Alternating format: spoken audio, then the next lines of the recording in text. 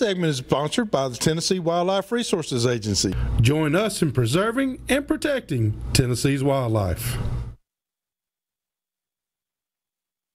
All right, welcome back, everyone. We are opening up our phone lines here. You can call us here at 615-737-7767. If you got any questions for Randall. Till then, Randall, make us a few little soft calls that you like to use on the slate without a diaphragm. This is just a little old slate call. I like slate because it is soft. You know, it's really expensive. Inexpensive. Made by a guy named Mark Cornelius, but the wood is real thin. The body of this little call is thin. It's not big, and like I said, you can do this with any little slate. Just that's all it takes. That's it. That's about as loud as I ever get. Yeah. And I'm honest with you. Yeah, it sounds quiet to us, but like you say, I mean, to them, they can hear that. Yeah. They can hear 400 or 500 yards away. Easy. Yeah. Oh, now, yeah, and sounds that we think that they can't hear. Yeah. You know. Windy conditions, I'll increase the volume. Just because it's windy. Oh, yeah. And I think that they have a tough time hearing just like we do. Not as bad as we do, but, you know, windy conditions causes you to raise your volume a little bit. But I'm like you. That's about as loud as I want to get right there. Well, the first one that I ever killed, I heard him way off down in the hill in Hickman County. One of the only parts of Hickman County that was open, you know, at that time. And I had been bruising them up with a little old 12 gauge double barrel, 2 3/4 inch number 6. I mean, boy, if I seen him, I shot at him, you know. Yeah. And so I got me a 10 gauge, 36 inch barrel, and I shot 2s and BBs out of it. Oh my goodness.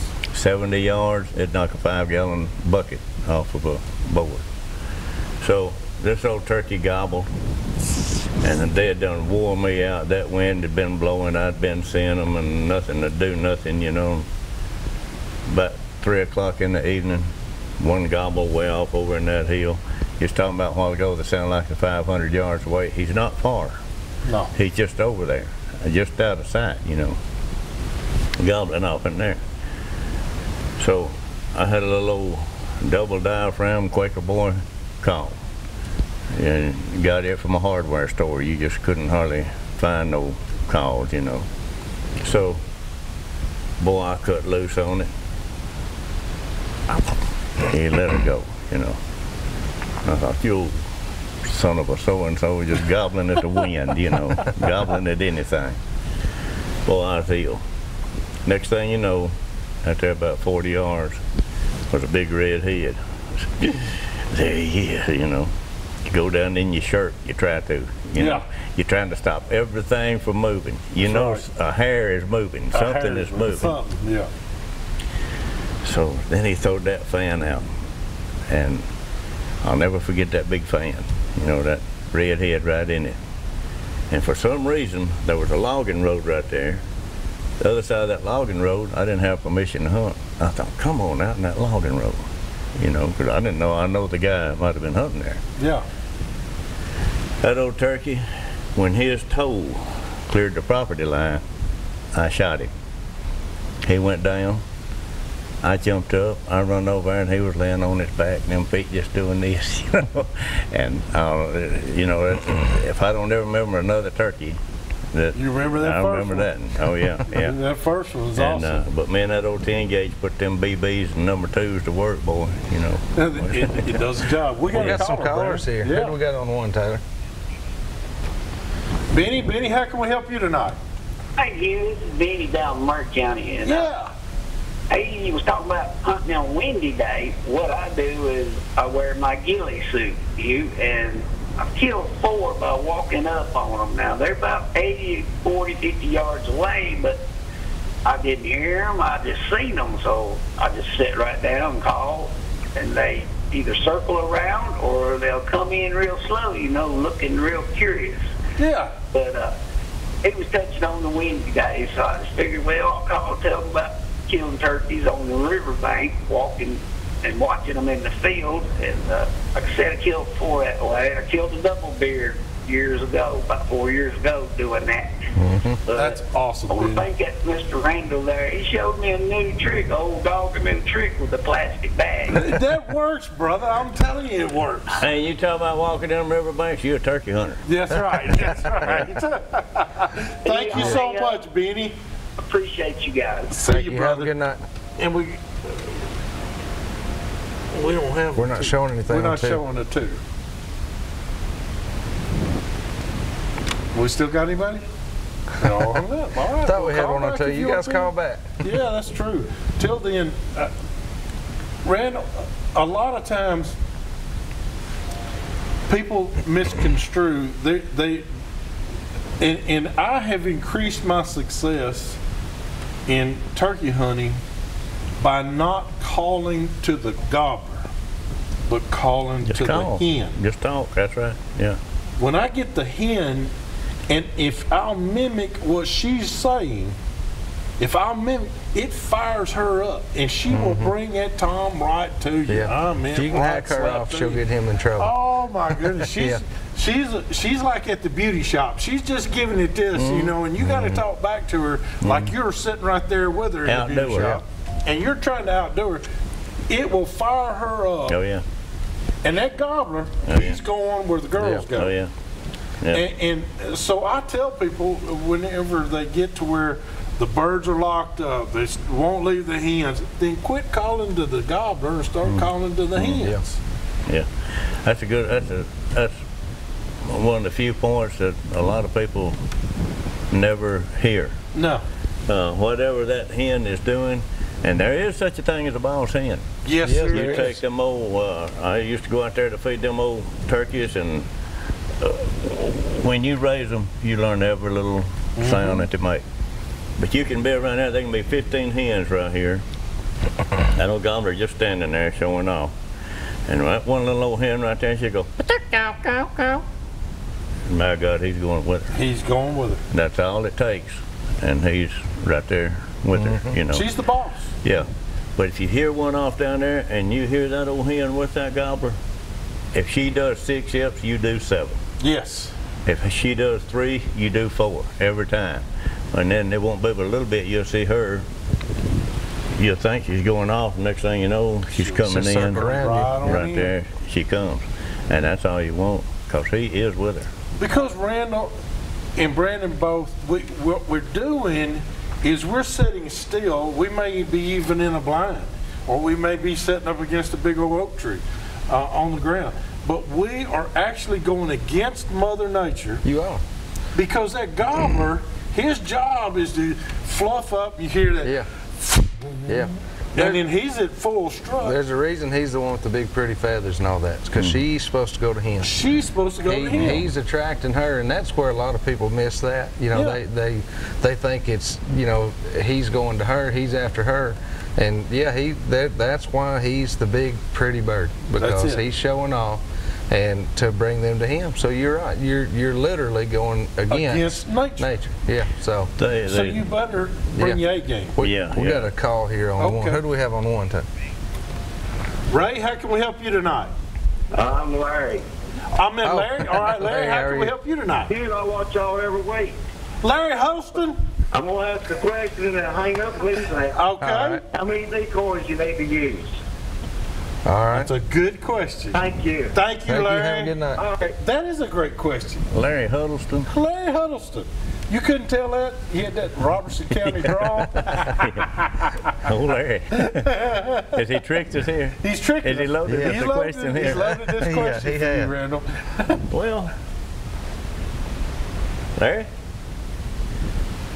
sometimes I use them, sometimes I don't.